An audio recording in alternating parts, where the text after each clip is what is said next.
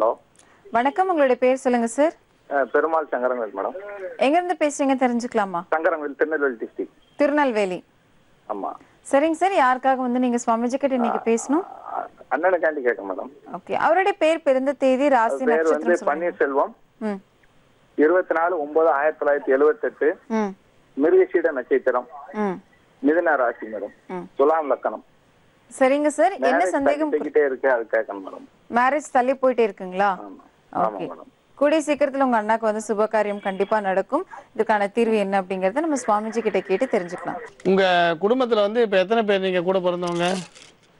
2 பையங்க, ஒரு பொண்ணு. சரி, இப்ப எத்தனை பேருக்கு திருமணம் ஆயிருக்கு, எத்தனை பேருக்கு ஆகணும்? ஒரு பொண்ணுக்கு மட்டும் திருமணம் ஆயிருக்கு. ஓ, உங்க சகோதரர் என்ன உத்தியோகம் பண்றார்? அவர் லைப்ரரியில வேலை பார்க்குறாங்க, நூலகத்துல. இப்ப நீங்க சமீபமா தான் திருமணத்துக்கு பாக்குறீங்களா, நீண்ட நாட்களா பாத்துட்டு இருக்கீங்களா? நீண்ட நாளா பார்த்துக்கிட்டு இருக்கோம்.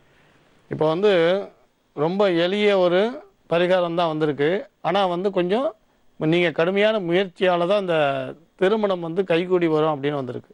சப்தரிஷி வாக்கியப்படி திருமணம் வந்து தாமசமா நடக்கக்கூடிய ஜாதகம்தான். இப்ப நீங்க கேள்வி கேட்ட நேரத்திலேருந்து இன்னும் 1.25 வருடத்துக்கு இந்த தடை வந்து தாமதம் வந்து இருக்கும் அப்படின்னு வந்திருக்கு. இது வந்து திருஷ்டி தோஷத்தாலேயோ அல்லது வேற சாபங்களாலேயோ செய்வினையாலேயோ கிடையாது. இது ஜாதக ரீதியாகவே அவருக்கு அமைஞ்ச ஒரு அமைப்புன்னு வருது. இப்போ நீங்கள் வந்து திருஷ்டி விருஷ்டி தோஷங்களாக இருந்தால் எளிதில் பரிகாரங்களை தேடலாம்.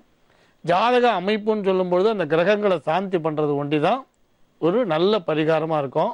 இப்போ இவருக்கு வந்து சுக்கிரவாரம் வெள்ளிக்கிழமை அன்னைக்கு நீ நவகிரகத்தில் சுக்கிர பகவானுக்கு அர்ச்சனை பண்ணி உங்களுக்கு ரவா கேசரி அல்லது வேறு ஏதாவது ஒரு இனிப்பு நைவேத்தியம் பண்ணுங்கள்.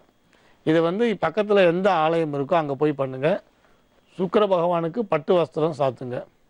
இது வந்து ஒரு முறை செய்துட்டோ அதுக்கப்புறம் வீட்டில் வந்து தொடர்ந்து நீங்கள் ஒரு செவ்வாயும் வெள்ளியும் நீங்கள் துர்காதேவியை வழிபாடு பண்ணுங்கள். துர்காதேவி வழிபாடுன்றது துர்கையோட படம் வச்சு துர்கையோட மங்களகரமான ஸ்லோகங்களை சொல்லி வழிபாடு பண்ணுறது. நீங்களோ உங்களை சேர்ந்தவர்களோ உங்கள் அம்மாவோ வேற ஒரு ரத்த சம்பந்தமோ பண்ணலாம். இது நீங்கள் தொடர்ந்து செய்துகிட்டே வரும்பொழுதே கொஞ்சம் உங்களுக்கு நல்ல ஒரு முன்னேற்றத்தை நீங்கள் பார்க்க முடியும். சுப செய்திகள் நிறைய நீங்கள் தொடர்ந்து கேட்பீங்க. சுபமான தகவல் வந்துக்கிட்டே இருக்கும். சகுனங்கள்லாம் நல்லதாக இருக்கும். ஆனால் கூட உடனே கைக்கூடி வர்றது சிரமம்தான் மறுபடியும் சொல்கிறோம். இந்த சுப செய்திகள் மெல்ல வரும்.